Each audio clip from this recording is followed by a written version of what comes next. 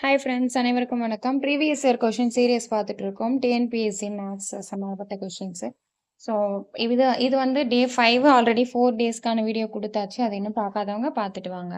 So 9th question பார்க்கலாம். ஒரு பின்னத்தின் தொகுதியை 50% அதிகரித்து பகுதியை 20% குறைத்தால் அந்த பின்னமானது 3/5 மாறும் எனில் அந்த பின்னத்தை காண்க. அதுதான் வந்து கேள்வி. இதுக்கான ஆன்சர் வந்து பாருங்க.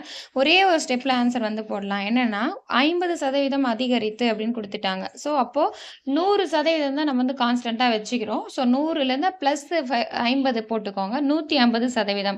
ஸோ 150/80. 80 எப்படி வந்துச்சு? 100லேருந்து 20 குறைச்சிருக்கோம். ஏன்னா 20% குறைத்தால் அப்படின்னு பகுதியை குறைத்தால்னு கொடுத்துருக்காங்க. ஸோ 80 150/80.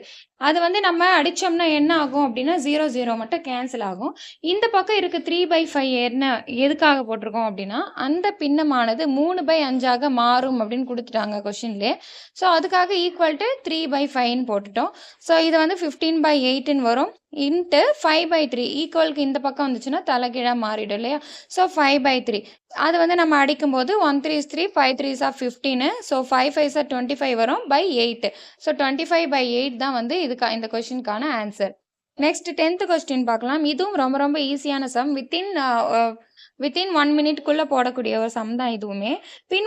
பின்வருவனவற்றுள் எந்த இணை எண்களானது அவற்றின் பெருக்கு தொகையை மீச்சிறு பொது மடங்காக இருக்குமாறு அமைகிறது அப்படின்ட்டு கொஸ்டின் கேட்டிருக்காங்க. இதில் 2 இணை கொடுத்துட்டாங்க ஆப்ஷனில், 4 ஆப்ஷனில். அவற்றினுடைய பெருக்கு தொகை தான் மீச்சிறு பொது மடங்கு எல்சிஎம்மாக இருக்கும் அப்படின்ற மாதிரி கொடுத்துருக்காங்க. ஸோ இதுக்கு நமக்கு ஒரு கண்டிஷன் தெரிஞ்சாகணும். என்ன கண்டிஷன் அப்படின்னா HCF 1 சார்பகா எண்களுக்கு HCF 1 இருக்குன்னு தெரியும்.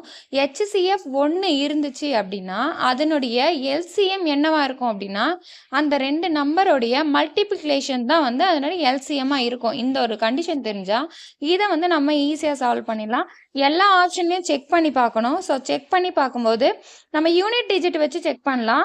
ஸோ செக் பண்ணுங்க அதில் எப்படி வரும் அப்படின்ட்டு. ஆப்ஷன் பியை வந்து செக் பண்ணி பாருங்க.